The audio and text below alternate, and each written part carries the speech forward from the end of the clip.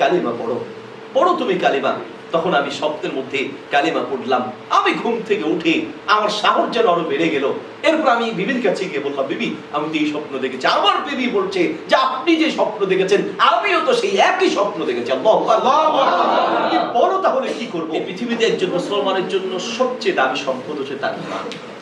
আমরা যারা ঈমান পেয়েছি খুব সহজে বা মুসলিম পরিবারে জন্মগ্রহণ করেছি, আমাদের কাছে ঈমানের মূল্য যতটা থাকা দরকার আসলে ততটা আমরা মূল্য দিতে জানি না। অথচ ঈমান রক্ষা করতে গিয়ে অসংখ্য সাহাবীকে জীবন দিতে হয়েছে। কোন কোন নবীকে ধরে মাথার উপরে করাত চালিয়ে দুই ভাগ করে দেওয়া হয়েছে।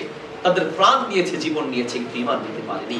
নবী সাল্লাল্লাহু আলাইহি ওয়াসাল্লামের কাছ থেকে অসংখ্য বর্ণনা এমন পাওয়া যায়, পূর্ববর্তী নবীদের এমন অনেক ইতিহাস পাওয়া যায়, পূর্ববর্তী ঈমানদারদের অনেকের ইতিহাস এমন পাওয়া যায় যে তারা জীবন দিয়েছেন কিন্তু ঈমান দেননি। আল্লাহ সুবহানাহু ওয়া তাআলা এই নিয়ামত আমাদেরকে দিয়েছেন, এই ঈমানের শুকরিয়া আদায় করা উচিত এবং কদর করা উচিত। কখনো কখনো আল্লাহ সুবহানাহু ওয়া তাআলা নিজ দয়ায় এমন এমন ব্যক্তিকে এমন ভাবে ঈমান দিয়েছেন, আল্লাহু আকবার, যার ইতিহাসগুলো খুবই চিন্তা, খুবই ভাবার মতো বিষয়। আপনারা জানেন ভারতে কিছুদিন আগে একটি মসজিদের স্থানে একটি মন্দির স্থাপিত হয়েছে যার নাম হচ্ছে রাম মন্দির। যে রাম মন্দিরের স্থানে একটা মসজিদ ছিল যার নাম হচ্ছে বাবরি মসজিদ। এই বাবরি মসজিদটাকে সর্বপ্রথম এটা চূড়ায় উঠে যে আঘাত করেছিল তার নাম ছিল বলবীর সিং। বলবীর সিং মুসলমানদের এবং ইসলামের প্রতি এত বিদ্বেষ তার মাঝে ছিল, সে বলছে ইসলাম সম্পর্কে এবং মুসলমানদের সম্পর্কে ভুল কিছু তথ্য আমাদের কানে ঢুকিয়ে দেওয়া হয়েছে, যার কারণে আমি মুসলমানদের প্রতি এতটা বিদ্বেষপূর্ণ হয়েছিলাম যে আমি সর্বপ্রথম হাতুড়ি নিয়ে আমি মসজিদের চূড়ায় উঠে আঘাত করেছিলাম এবং একটা ইট সেখান থেকে নিয়ে বাসায় রেখে দিয়েছি ইসলামের প্রতি এবং মুসলমানদের প্রতি বিদ্বেষের কারণে। কিন্তু আল্লাহ সুবহানাহু ওয়া তাআলা 6 মাস পরে আল্লাহ আমাকে হেদায়েত দিলেন। এমন ভাবে আল্লাহ আমাকে হেদায়েত দিলেন যে আমার কলিজায় একটা যন্ত্রণা সৃষ্টি হলো যে আমি ইসলাম গ্রহণ করেছি, কিন্তু আমি যে ইসলামের এত বড় একটা জঘন্য কাজ করেছি, মুসলমানদের কলিজায় এত বড় আঘাত দিয়েছি, আমি এটার এই আঘাতটা বুঝবো কি করে, আল্লাহকে সন্তুষ্ট করব কি করে, সিদ্ধান্ত নিলাম। সর্বশেষ আমি সিদ্ধান্ত নিলাম মসজিদ একটা ভেঙেছি, আমি এইরকম যতটা পারি আমার জীবনে আমি, কিন্তু আমি যেহেতু একটা অবস্থানে ছিলাম, আমি সেই অবস্থান থেকে কি করে নিজেকে চেঞ্জ করি। কোটি কোটি হিন্দু আমাকে দেবতার মতো সম্মান করে, তো আমি আমার পরিবেশ থেকে আমার পারিপার্শ্বিক কারণে আমি আমার ইসলামের প্রতি আসবো বা ইসলাম গ্রহণ করব, কিন্তু সাহস হয়ে ওঠে না। আমি ইসলাম নিয়ে গবেষণা করতে লাগলাম।